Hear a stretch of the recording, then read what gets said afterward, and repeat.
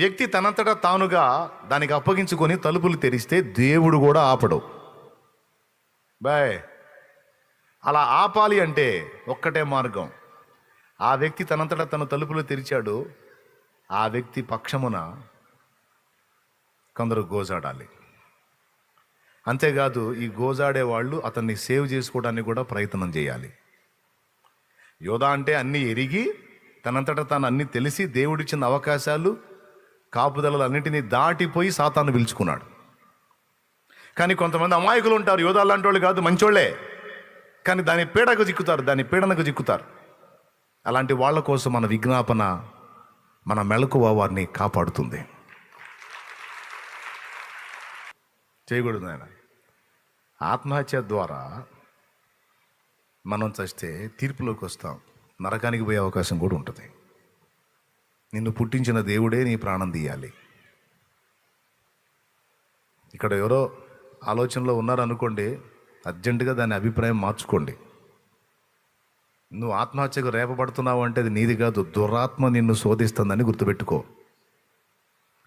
చావాలి చావాలి చావాలి అని అనిపిస్తుందంటే అది నీది కాదు, నీ ప్రాణం కోసం నువ్వు ఏమైనా చేస్తావు. అలాంటిది నీ ప్రాణం నువ్వే తీసుకోవాలనుకుంటున్నావు అంటే నువ్వు కాదు, నీలో మరొక ఆత్మ పనిచేస్తుంది. మరో ఆత్మ నిన్ను ప్రేరేపిస్తావు. యోధాగత అదే చూశారు మీరు. ప్రభువుని విసర్జించేటట్టు చేశాడు సైతాను. విసర్జించిన తర్వాత వాడి ప్రాణం వాడే తీసుకునేటట్టు వాడిని రేపాడు.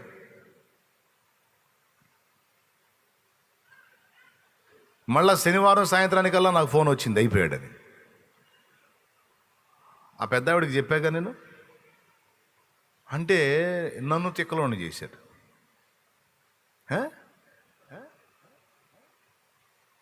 ముందే చెప్పా, ఇట్లా డేంజర్లో ఉన్నాడు, దాటితే అవుట్, మీ ఇష్టం అని. ఖచ్చితంగా మళ్ళీ 24 hours గడవక ముందే ఆ కార్యం జరిగింది. 24 గంటలు జరగల.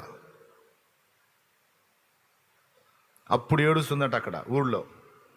అయ్యా బిడ్డ చెప్పాడు, అయ్యా దిక్కుమాలిందని నేను తెచ్చి ఈయన గాజేసుకున్నాను. ఆయన ఎంత ఎడితే వస్తాడు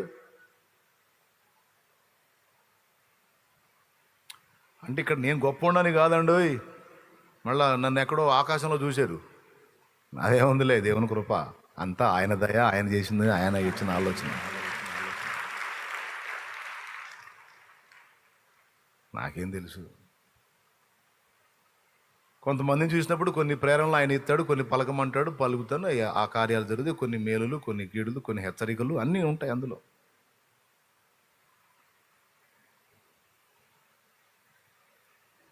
నిలబెట్టుకోవాలి. ఆ వ్యక్తి కోసం ఒక్కరైనా ఉపవాసం ఉండి గోజాడుకోవాలి. జబ్బుతో ఉన్నాడా నీ ఇంట్లో, ఉపవాసంతో మొరపెట్టాలి ఆ వ్యక్తి కోసం.